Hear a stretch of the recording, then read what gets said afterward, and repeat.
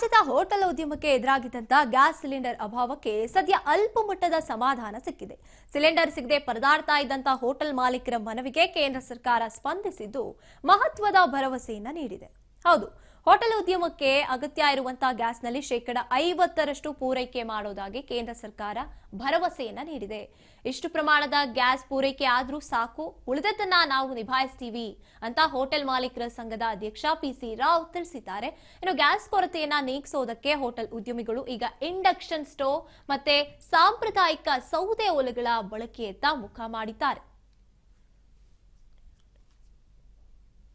ಕೇಂದ್ರ ಸರ್ಕಾರದ petroleum department ಇಂದ ಒಳ್ಳೆ ಸುದ್ದಿ ಬಂದಿರುತ್ತದೆ. ಆದಷ್ಟು ಬೇಗ ಅಂದರೆ ಸೋಮವಾರದಿಂದಲೇ 50% ಗ್ಯಾಸ್ ಪೂರೈಕೆ ಮಾಡ್ತೇವೆ ಅಂತ ತಿಳಿಸಿರುತ್ತಾರೆ. ಇದು ತಕ್ಷಣದಿಂದ ಇಂಪ್ಲಿಮೆಂಟ್ ಆಗಿರುತ್ತದೆ. ಇದು ಒಳ್ಳೆಯ ಸುದ್ದಿ ಕೊಟ್ಟಿರುವ ಕೇಂದ್ರ ಸರ್ಕಾರಕ್ಕೆ ನಾವು ಧನ್ಯವಾದ ಹೇಳ್ತೇವೆ ಹಾಗೂ ಈ ಸುದ್ದಿಯನ್ನು ನಾವು ಸ್ವಾಗತಿಸ್ತಾ ಇದ್ದೇವೆ. ಕೇಂದ್ರ ಸರ್ಕಾರದ ಪೆಟ್ರೋಲಿಯಂ ಡಿಪಾರ್ಟ್ಮೆಂಟ್ ಇಂದ ಒಳ್ಳೆ ಸುದ್ದಿ ಬಂದಿರುತ್ತದೆ. ಆದಷ್ಟು ಬೇಗ ಅಂದರೆ ಸೋಮವಾರದಿಂದಲೇ 50% ಗ್ಯಾಸ್ ಪೂರೈಕೆ ಮಾಡ್ತೇವೆ ಅಂತ ತಿಳಿಸಿರುತ್ತಾರೆ. ಇದು ತಕ್ಷಣದಿಂದ ಇಂಪ್ಲಿಮೆಂಟ್ ಆಗಿರುತ್ತದೆ. ಇದು ಒಳ್ಳೆಯ ಸುದ್ದಿ ಕೊಟ್ಟಿರುವ ಕೇಂದ್ರ ಸರ್ಕಾರಕ್ಕೆ